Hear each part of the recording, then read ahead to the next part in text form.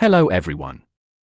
I was looking at reviews of the Harley Benton SC552 online, and I saw there was a lot of debate, due to the vague descriptions on the vendor's website, about whether the maple top was a genuine flame maple top, or a veneer on a maple cap. Ultimately, it ended up being the latter. Which isn't surprising considering that flame maple tops are generally considered a feature of luxury guitars.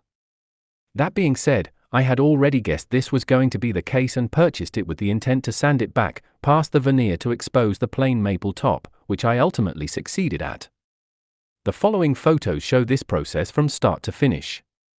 I began by removing the conductive paint from inside the pickup cavity, to know for certain what I would be dealing with, and you can clearly see the joins in the maple that do not align with the center seam of the veneer on top of it.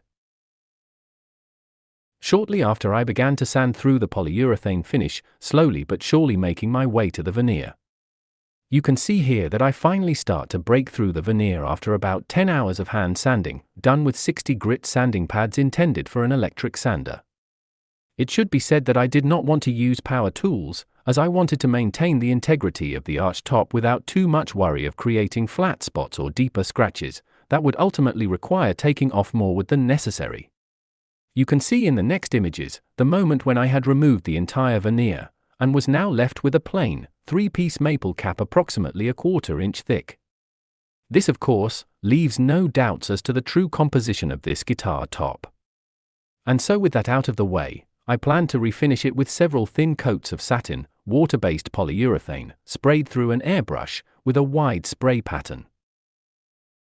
From personal experimentation, I do not believe in the slightest that the wood or the finish has any noticeable effect on the tone of a guitar, but on Les Paul style guitars in particular, I prefer a thin coating as I find it changes the feel of the instrument, and largely makes it more enjoyable for me to play.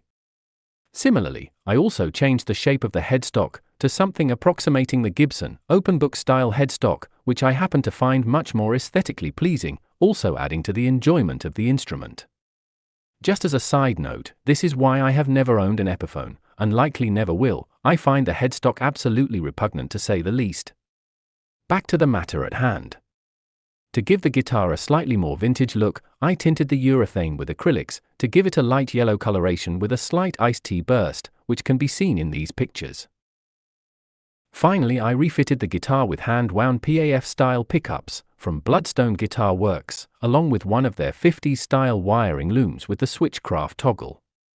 I also added a set of Schaller Deluxe tuners, at an 18:1 ratio, a nickel-plated aluminium tailpiece from Gotto, as well as the reflector knobs, Gibson-style truss rod cover and cream plastics I had laying around. Although, the plastics needed to be shaped to fit the spacings on this particular instrument. I would usually fit my own extra jumbo stainless steel frets, but this guitar comes with jumbo stainless steel frets that were already fairly level and well polished, and so I left them as they were.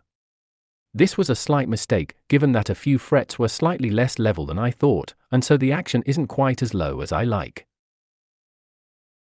I haven't added a sound clip of this guitar, but needless to say, it sounds incredible, with the overall cost being around £700, including the cost of the guitar. Anyway, that's about it.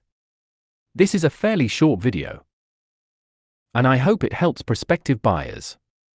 All the best to those who watch this, and thanks for checking it out.